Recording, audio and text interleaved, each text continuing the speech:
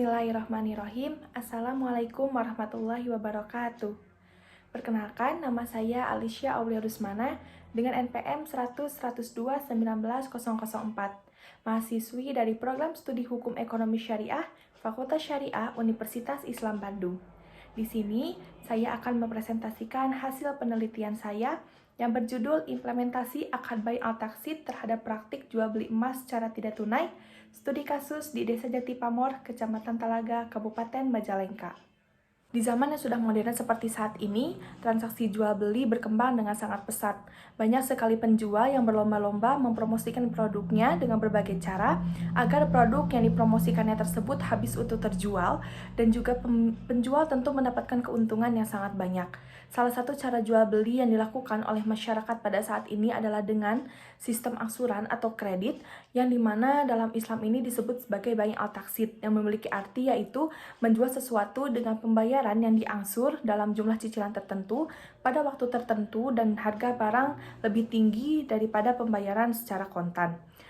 Salah satu jual beli kredit yang ada di lingkungan masyarakat adalah jual beli emas secara kredit di Desa Jati Pamor, Kecamatan Talaga, Kabupaten Majalengka. Yang dimana praktik jual beli emas secara tidak tunai di Desa Jati Pamor ini adalah penjual tidak menjelaskan adanya denda maupun jaminan dalam pembayaran angsuran cicilan emas tersebut ketika terjadi kemacetan dalam pembayaran angsuran, dengan tujuan dalam jual beli tersebut sebagai upaya tolong-menolong dengan masyarakat saja. Sedangkan apabila terjadi keterlambatan dalam pembayaran angsuran cicilan emas ini, maka hal tersebut akan menjadi catatan ke depannya apabila pembeli tersebut mengajukan pembelian emas secara cicilan kembali. Namun dalam praktiknya, ketika pembeli mengalami keterlambatan dalam pembayaran angsuran cicilan tersebut, penjual malah meminta denda dan juga jaminan dengan alasan agar ke depannya pembeli tersebut dapat membayar angsuran secara tepat waktu. Sehingga dalam hal ini adanya unsur ketidaksepakatan dan juga unsur paksaan dalam jual beli emas secara tidak tunai ini. Kemudian rumusan masalah dalam penelitian ini ada dua, yaitu pertama adalah bagaimana praktik jual beli emas secara tidak tunai di Desa Jati Pamor, dan yang kedua adalah bagaimana implementasi akad bai al-taksid terhadap praktik jual beli emas secara tidak tunai di Desa Jati Pamor.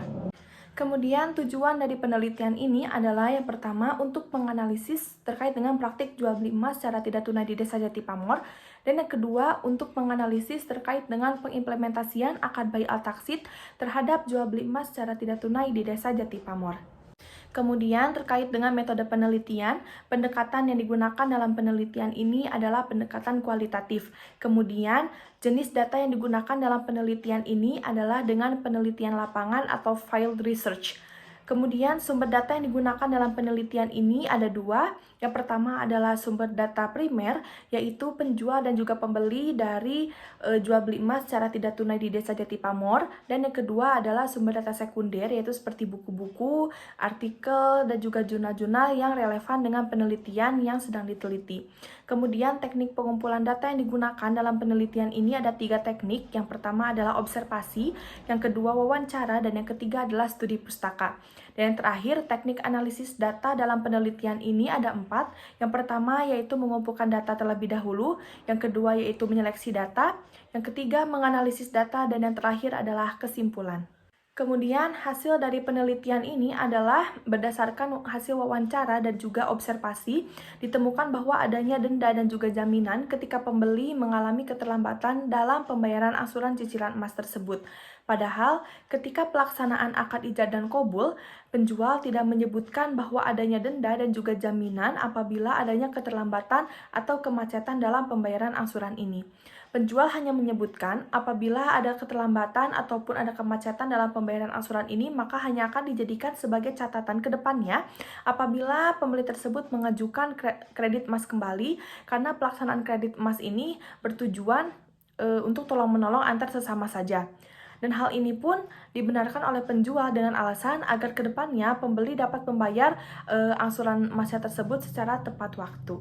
Kemudian praktik jual beli emas secara tidak tunai di Desa Jati Pamor ini sudah memenuhi rukun dari jual beli secara taksit ini, namun masih belum memenuhi terkait dengan pelaksanaan akad, kemudian syarat dan juga unsur dari akad bai'at taksit yang sesuai dengan ketentuan fikih muamalah, sehingga akad bai'at taksit dalam jual beli emas secara tidak tunai di Desa Jati Pamor ini masih belum dapat untuk diimplementasikan atau diterapkan dalam pelaksanaan jual beli emas secara tidak tunai. Kemudian kesimpulan dari penelitian ini adalah yang pertama, praktik jual beli emas secara tidak tunai di Desa Jati Pamor, penjual tidak menjelaskan adanya denda maupun jaminan ketika terjadi kemacetan dalam pembayaran angsuran. Namun dalam praktiknya, penjual meminta denda dan juga jaminan dengan alasan agar kedepannya pembeli tersebut dapat membayar angsuran secara tepat waktu. Kemudian yang kedua, akad bai'at taksit dalam praktik jual beli emas secara tidak tunai di Desa Jati Pamor ini belum terimplementasikan atau diterapkan karena masih terdapat perbedaan akad sehingga menyebabkan adanya perbedaan pada saat akad dengan berlangsungnya jual beli tersebut terhadap pelaksanaannya.